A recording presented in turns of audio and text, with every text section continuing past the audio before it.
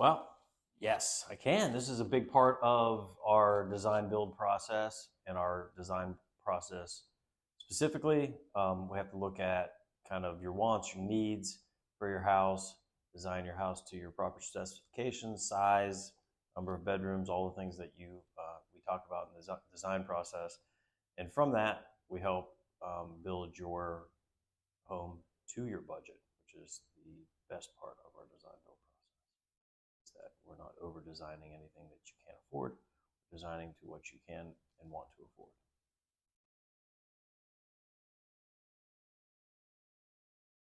Well, one of the hidden cost drivers in custom home building is site work preparation. Most of the homes that we're building start with basically a blank lot that is not cleared, not graded, nothing's cut into place yet, and so some of those, when they get severe, steep, long, large, those can run up the cost of your house. Other factors are, the usual specifications that we would typically run into: cabinets, countertops, appliances, basically all your finishes.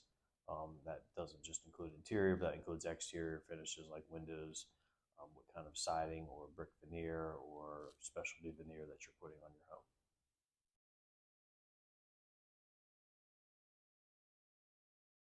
Well, Bold Construction is a fixed price builder. A fixed price contract is basically a contract where your price of your home is fixed up front. We do have allowance buckets for items that you haven't selected yet, including appliances, cabinets, countertops, windows, etc.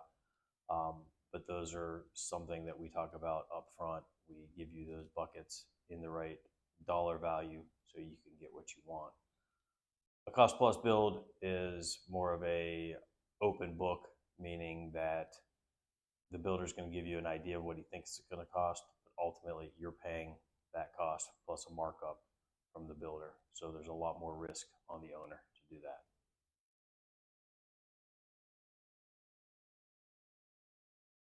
When finalizing your cabinets and appliances, as an example, those can be pretty tricky in that there are so many options out there to choose from, and those options can get extremely pricey.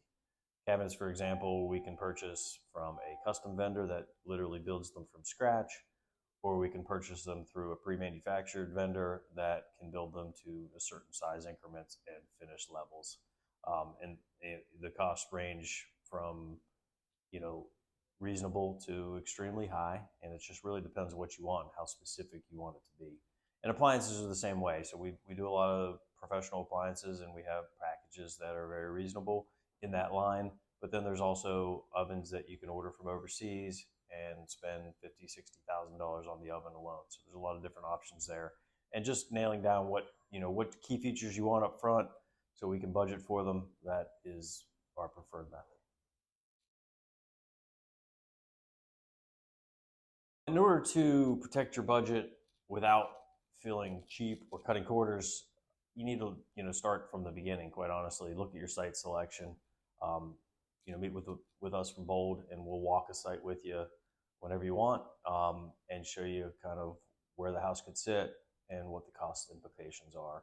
You could have a half an acre lot that is dead flat with very little trees on it, or you can have a half an acre lot that is very steep and will require a bunch of site work to get the home placed. So those are two different cost structures and can get expensive. And then, from there on, it's about selection and efficiency, and design efficiency is key. Anytime you can stack square footage on the first floor from the second floor onto the first floor, you are saving money. So we try to help our clients come up with a beautiful home that is efficient, again, to save costs. So you aren't spending a lot of money on expensive design, you're spending it on the things that you want.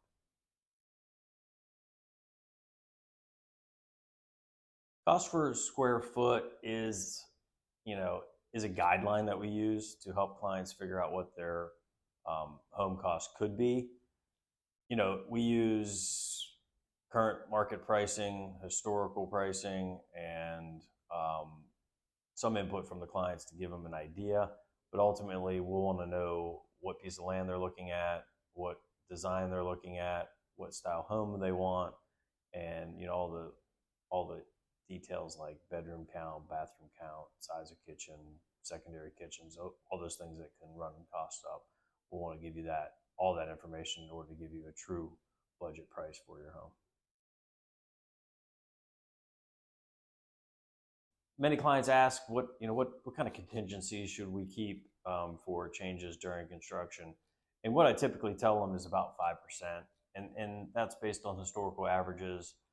All of our changes are client driven. Since we're a fixed price contractor, we're not going to give you change orders based on you know stuff that we should have known up front. The change orders are typically based on a client making changes during construction. So a lot of our clients, have a pretty good visual of what their house is going to look like from our plans and from our 3D models, but many of them, don't know exactly what it's going to look like and how it's going to feel until we have that built. So, being a custom home builder, we give them that option to make those changes during construction. Some of the other things that clients will spend more money on than expected are, as I mentioned before, appliances and cabinets and some fixtures.